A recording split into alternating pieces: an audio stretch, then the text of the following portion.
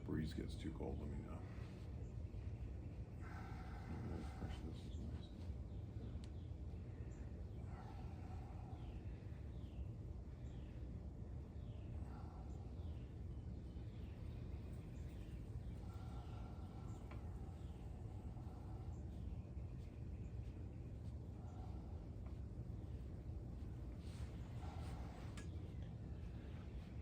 I guess you're like a sculptor, like checking on your coming down and checking on the chiseling from yesterday. Absolutely. I call it life sculpting. You know, like a great spiritual teacher once talked about, you know, the soul being the diamond covered in mud, you know?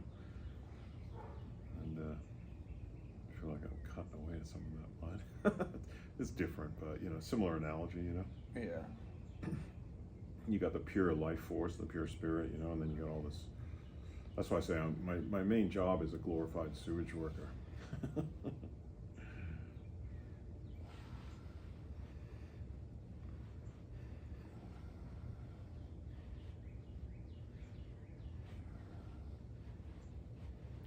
Well, things typically the next day, like, like is it like I guess it just depends, but sometimes the release sticks, and sometimes it might pop back or something. Like if a lot of the tension's still there, or. Yeah, I think more commonly, if we don't get it out by its roots, then it'll come back very quickly. You know, like a weed in the garden sort of thing.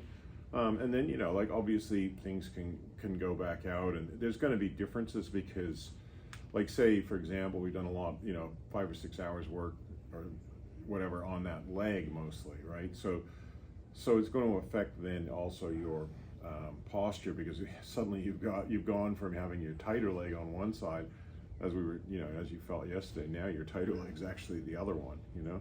Mm-hmm. And so it can then throw a few things out as well in that temporary period where, you know, we've done one leg and not the other. Like balance. Yeah, your balance is like going to be a little bit different, and you know, yeah, most of the time what I find is people notice, all of a sudden they notice how tight they are on the other side, even though I have, you know, because they got something to compare to now as well. Yeah. I once I was teaching a course and I did a demo on a guy, and I did like 2 hours on one leg, you know, and I really loosened it up. And like 5 years later, I saw him and he's going, you know, remember when you did that demo on me? And I'm like, oh yeah, 7,432 massages ago. I remember clearly, you know. But anyway, he was like, he's like, man, I still feel one leg's looser than the other, you know, because like in that 2 hours, we obviously, you know, if he was say, you know, whatever, 35 or something, we might have gotten rid of 25 years worth of tension in one leg. So he might still have had 10 years worth, but then he adds another 5 years and he still feels the difference between, you know, 40 years of tension in one leg and 20 in the other. Wow.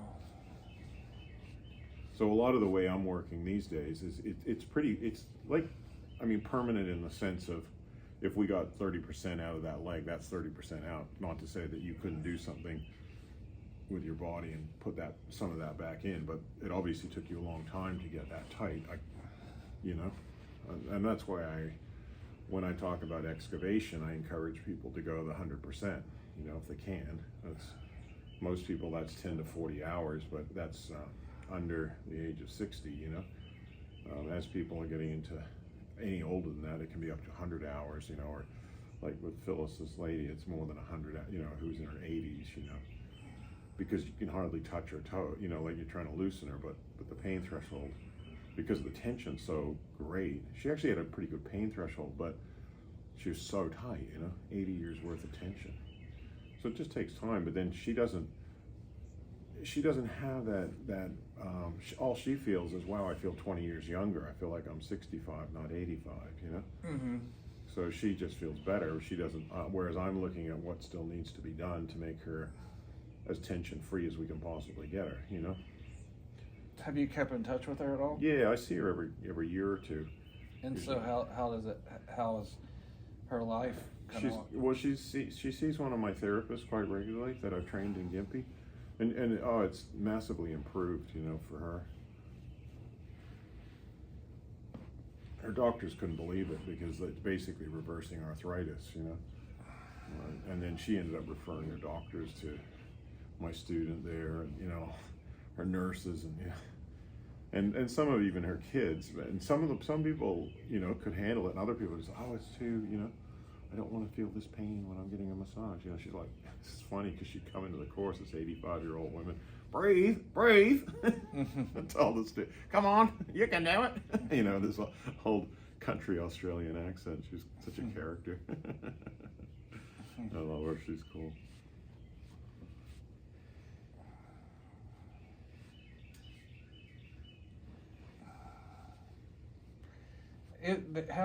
Is there like a lot of Australian dialects, like meaning like in the U.S., like you said, you're just describing that is there like the upper crust dialect and the there is a variation once you get there and you start to realize, and you can tell the difference between I can tell the difference, like, so certain of the states were definitely like prison colonies, like New South Wales and Tasmania in particular. Like the Tasmanian accent's quite strong. I lived down there, and it's like, you going, yeah, fine, all right, yeah, Mm-hmm. And you got what's called an ochre accent, which is kind of like a real working class Aussie, Mm-hmm. And it's kind of like every second, it's a kind of, every second word's a swear word, and a lot of kind of mumbling, Then you've got people that are obviously more upper class English, and it's particularly around Adelaide, I find they tend to speak a little bit more properly and hold themselves differently, Mm-hmm. like white New Zealanders, because white New Zealanders weren't prisoners, so they almost resemble upper class English people. Mm-hmm. Whereas your Aussies, a third were Irish, so that was a big influence, and then a lot were from like East London Cockneys and stuff, so lower class English. And yeah, you can tell the difference. And then you've got Aboriginal accent, which is a bit different again. Mm-hmm. And then so Adelaide and Perth, they tend to be. It feels to me like they're more straight, what I call straight. Definitely not coming from that kind of convict. And that whole convict thing really kind of twisted people, because like the Cockneys used to speak in a way. They'd especially speak in a language that the what they call the screws, the prison guards couldn't understand. Mm-hmm. So there's a lot more slang with, and like that was the traditional thing with Australian. Like they'd call a redhead bluey. They'd call, it was just kind of like all this shit. You had to kind of understand what the hell they're talking about. So the accent's different, the slang's different, but it's not as varied as like the UK or America, where you got the Alabama accent and you got like New Jersey, and all that, Mm-hmm. The variations aren't quite as strong, but you definitely can see the different classes. Corey didn't believe me, some of my, because I can do some good Australian accents, and then we go past this pub, the guy's speaking exactly like that. I always say for Americans to go there, if you want to speak Australian, mumble, like as if you're drunk, Don't pronounce R's on the end of words, and swear a lot more than you would here. Mm-hmm. And just fucking throw in a mate every once in a while. Every second sentence should include the word fucking. You fucking go, man, and you just mumble a lot. And basically, make sure your communication doesn't have a lot of in-depth meaning.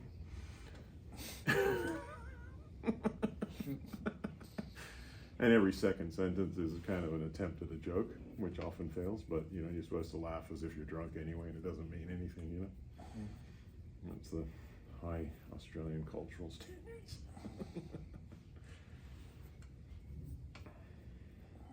Yeah, I couldn't believe it, like coming to St. Louis, like you drive around, and it's like there's no pubs, there's no, there's like a few like shady looking liquor establishment things that are like liquor stores, but they're not like in Australia. If you go into a town, there's just pubs everywhere, Yeah. So it's like replace the pubs with churches, and that's one of the differences between Australia and America, which is pretty fundamental.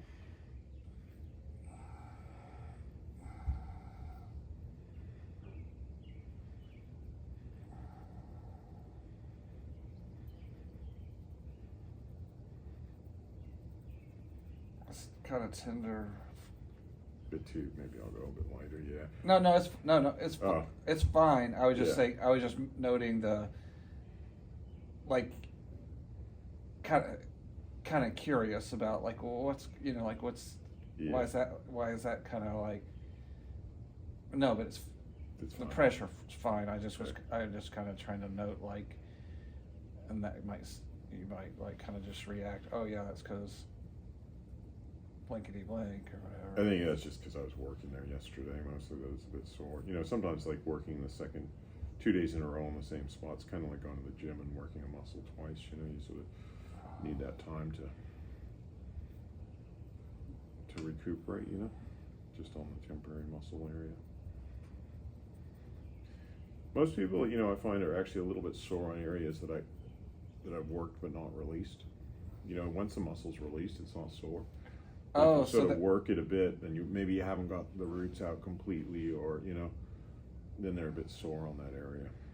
oh, so the soreness, if you're saying that if it's released, then there's Yeah. likely not going to be the soreness. Yeah, that's right. It's like the blood flow comes in. But if you've worked a spot, and that's what I learned, why it's so important to work the bands at the end, is because if you work higher up on a band of tension, and you keep trying to push it to get it out, you're like, okay, come on, get this thing out, like what I call a yang style approach, Yeah. You can just make it sore. You can overwork it. You don't really loosen it. You just make it kind of sore because the anchor points aren't gone. And so the person will just feel a bit sore there the next day, and pretty much their tension will come back pretty quick too. That's why it's so important to get things out from the roots. It's interesting. You also kind of like this jaws thing. It's probably this is like this is like A key. lifetime, like Yeah, kind of yeah, like yeah. stress. Like I've Uh-huh. just kind of like that's been obviously a defense mechanism thing. Yeah, and that's sort of, I think, going to be a key thing in your treatment plan and your healing is getting to the root cause of whatever like this is, like kind of right in here. Yeah. Why is it so, what we call so bloody tight in Australia,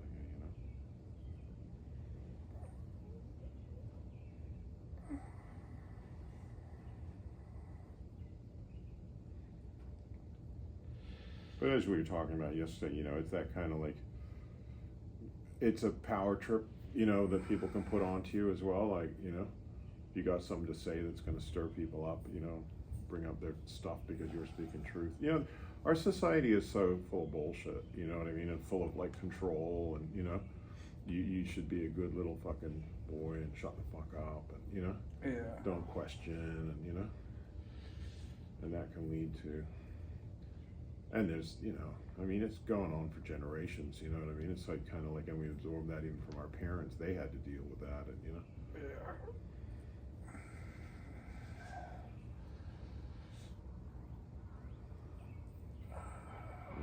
I think it does go back to the corruption of so long ago, You could look at Henry VIII, you could look at, the Roman Empire, It's a fucking weird ass world. Yeah.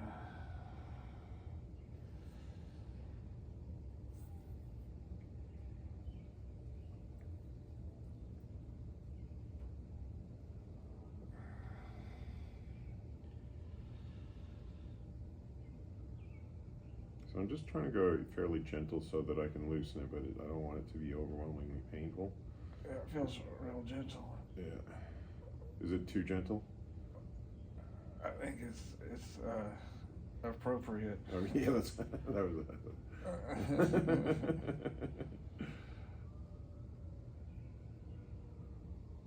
I know myself, I had a really tight jaw for a long time. Really? Yeah. It was really painful once you worked on it. You got to get that right pressure in the jaw, otherwise it's easy to hit that point where it's just too much, And you want to feel it, you want to coax it, like I call it coaxing to release. You're like, okay, come on, let go, not forcing. It's not like I'm gonna, if I just force into there, it's just like bruising and it's like an assault on the body, whereas what I'm trying to bring into my fingers is more like an energy of, come on, let it go.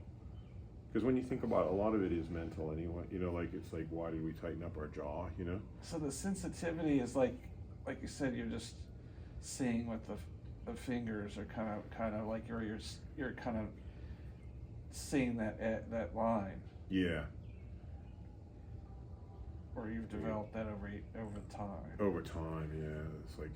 It's like seeing in the dark, you know what I mean, or listening. You know, like a lot of people could go into a forest and not know what they're hearing. You know, just noise to them. You know, whereas somebody who's used to that forest can go, that's the bird call of this. That's the the sound of this. Whatever this animal. You know. So you have your eyes closed right now. Yeah, I have my eyes closed right now. So because I feel like I can focus better with my eyes closed because I'm going right in. Like like I said, it's like a kind of X-ray, or you know what I mean. Like you're kind of like going into this other time, like seeing with a different realm. Yeah, seeing with a different eye. You know. And I'm just and really bringing my awareness into my fingers, both from a receptive point of view of going what's going on, but also bringing a certain energy in there. Like I said, of trying to go, come on, let this go. You know, like it's my intention. You know. Yeah. Which is to try and encourage you to let it go. But it's so solid, your jaw. You know what I mean? It's kind of like it's not just given away easy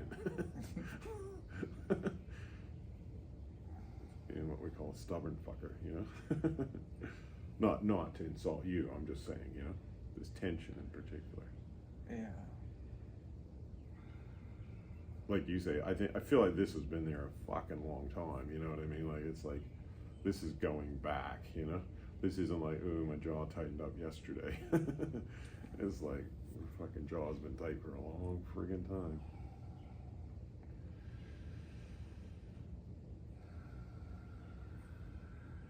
And so if I get to a point where I can't loosen up the jaw anymore, it's also related to these bands coming down here, which you can feel are quite tight on both sides. Mm-hmm. And that's coming from the thumbs. So sometimes I even then go, okay, let me change my strategy a bit and let me work, because like say you're tightening your jaw up when I'm working on your feet and the energy's not able to come out, then what I'll do is, okay, let's do actually the thumbs so that we can get this to kind of be nice and soft. And then when I work the feet, push that energy up, that it actually comes out, you know? Mm-hmm. I still remember when I did a head massage on a lady in one of my courses. I got it on video. And I did her jaw, and this massive emotional release came out, and this energy, and her whole body was shaking, and, you know, so much had been held in her jaw, you know? Didn't our friend Jason, he had that thing with his knee, right? Yeah, he had quite a few experiences there with different things. Or like it was something like an old girlfriend who dumped him when he was 16, oh, yeah. and it was like when you in his knee, yeah. Yeah. And he was about to have like a knee surgery or something. I forgot. Something was going on. And yeah, once that came out, all that emotion and energy came out. Dang, that's just like so like it's cosmic, you know? It's just Well, like it is. what? Like what? It's like you store shit in your body, you know? I mean, how do you separate in your mind? Because like my wife will mention that during her intro for classes about memories being stored in like the gut. mm-hmm. I guess, but I think I was under, like, I think I was under the erroneous thinking always like, the mind is subtle, but I was always thinking it was like kind of attached to the brain, but it's actually because it's just covering the spirit soul. So it's like your whole body could be basically memories are, it's not just the brain. It's not just in the covering is The over. brain Is it matter, over in the the brain. brain? Is the coverings over the? Over the entire body. So it's like that's kind of like really far out to think, like to really think about, right? Because because it's like your knee, your Because jaw. it's also kind of like there's not a strong. The brain and the nervous system are so connected, right? So it's spreading it through all the nerves and everything as well. But it's kind of like, to me, I just take on reverence point of view to the understanding, because people can go, oh, you know, through anatomy and all that, we can physiology, we can understand the human body. Yeah, because they study dead ones. But can you understand the interaction between the soul, the memories, the emotions, you know, the subtle body and the physical? And it's like, oh no, we haven't studied that very well. We don't understand that. You know, they don't understand much about sleeping. They don't understand much about dreams. They don't understand, you know, like how do dreams work. You know what I mean? You know, oh well, we haven't really kind of understood that yet. You know, I'm gonna do some work on your thumbs to just try and help open up that jaw, which will then help open up the leg. Plus, I want to give your foot just a little bit of a rest. One other aspect that I've kind of like been thinking about